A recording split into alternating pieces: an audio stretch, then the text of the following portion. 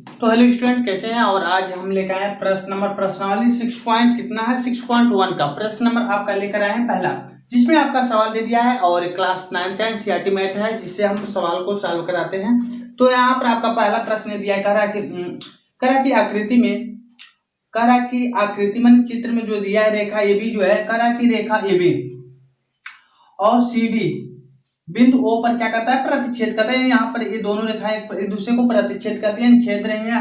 कह रहा है कि और दिया आपका कोण AOC प्लस कोण BOE बराबर 70 अंक दे दिया है। और क्या दिया है आपका, और कह रहा है कि कोण BOD आपका दिया है 40 अंश है। तो पूछ रहा है किसका किसका मान, और लिख देते हैं। कह रहा है कि आप बताइए क्या क्या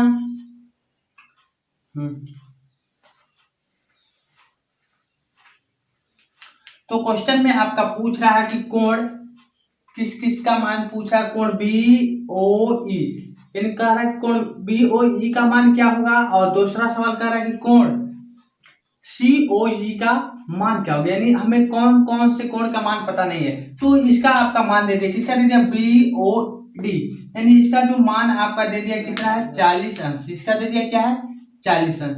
तो यार और आपका इस दोनों का कोण का योग दे दिया, किसका AOC और आपका BOE, यानी इन दोनों का मान दे दिया, इस दोनों का योग में दे दिया, ये दोनों का योग दे दिया कितना 70, यानी इन दोनों का योग दे दिया 70।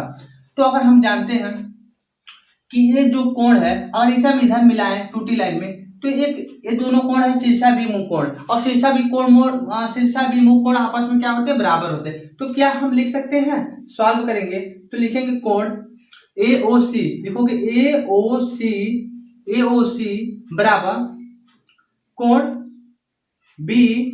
BOD, जहां पर वो सब में क्या है, कॉमन है। तो यानी कहने का मतलब इतना का मान हमें पता है, दिया है 40, इसलिए कह सकते हैं कि कोण OAC बराबर भी कितना होगा 40 अंश, क्योंकि ये दूसरे को लिख सकते हैं क्या है, शीर्षाभिमुख यानी शीर्षांक कोण है।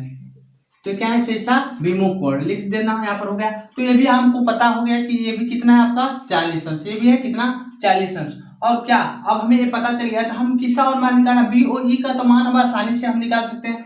तो चलिए, और यहाँ पर आसानी, क्योंकि हम इसके जगह पर क्या करते हैं, इस वाले को मान को फुट कर देते हैं।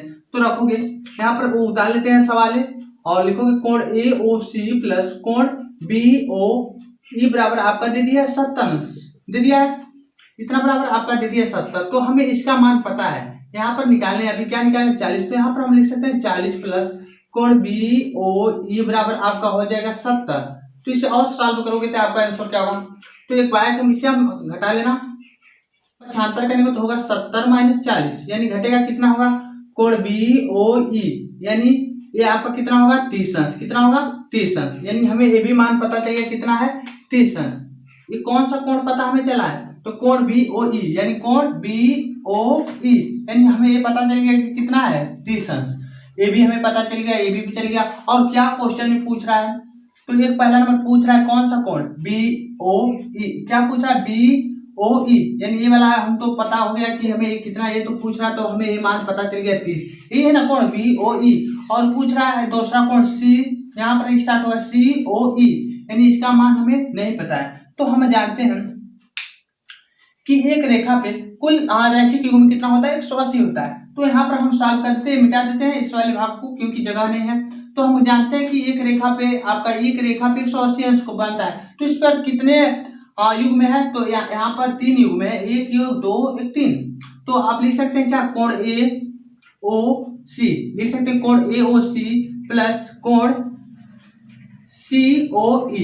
COE यानी ये वाला कोण, और प्लस कोण लिखोगे BO क्योंकि पहले B आता है उस पर E बराबर तीनों का योग, यानी तीनों कोण यानी कहने मतलब X है Y है और ये क्या है Z है, यानी X plus Y plus Z, यानी तीनों का मान कितना होना चाहिए 180, क्योंकि हम जानते हैं एक रेखा पे रैखिक युग्म कितना होता है 180 होता है। तो इतना बराबर हम लिख सकते हैं 180। तो जिसमें हमें इसका मान पता है, हमने निकाला पहले से, आपका दिया 40 प्लस कोण COE बराबर हमें मान पता है नहीं, हमें ज्ञात करना है, और इसका मान हमने यहीं पर निकाला कितना है 30 अंश। तो अब इससे सॉल्व करोगे होगा 180, तो होगा कोण COE, और इस वाले दोनों को जोड़ लेते हैं, जोड़ोगे तो होगा 40 आपका 40 और होगा 70 और 180 है, इस वाले को बाई को 70 को 75 कर दो तो कितना होगा, माइनस हो जाएगा। तो कोण COE बराबर कितना होगा, घटाओगे तो बचेगा 110 अंश।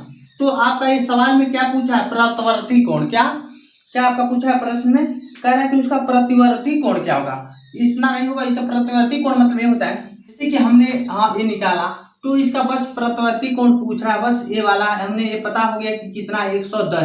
तो प्रतिवर्ती कोण मतलब होता है किसे कहते हैं, तो हमने बताया था कि प्रतिवर्ती हम जानते हैं किसका पूछ रहा है, कोण COE। तो हम क्या कहते हैं कि 360 में से क्या कहते हैं, इस वाले मान को क्या कहते हैं, घटा देते हैं, यानी इस वाले मान को घटा दोगे तो कितना आपका बचेगा, तो बचेगा आपका 250। यानी प्रतिवर्ती कोण मतलब ये होता है कि जो आपका एंगल बचा यहाँ से लेकर यहाँ तक के मान को, तो यानी कुल कितना होगा, तो यहाँ से यहाँ तक जो होगा आपका 260 होगा। आपको उसी तरह भी पता है कि आपका ये वाला क्या है 110 है, तो ये वाला जो मान होगा यहाँ से लेके यहाँ तक वो हम क्या कहते हैं, यहाँ से यहाँ तक जो होगा 270 होगा। यानी उस वाले भाग को छोड़कर, जैसे कि हम लोग तरबूज काटते तो उस वाले चिप्पी वाले पार्ट को काट लेते हैं, चिप्पी नहीं काटते हैं तो उस वाले पार्ट को निकाल दो, यानी उसे छोड़कर यानी एक्स्ट्रा जो बच रहा है यानी 360। यानी कहने मतलब हमने बताया था प्रतिवर्ती कोण किसे कहते हैं, जिसका मान अगर हम कहें कि अगर ये मान लेते हैं तो हमने बताया था जिसका मान, हमने पीछे वीडियो में एक बताया कि जिसका मान क्या होना चाहिए 180 से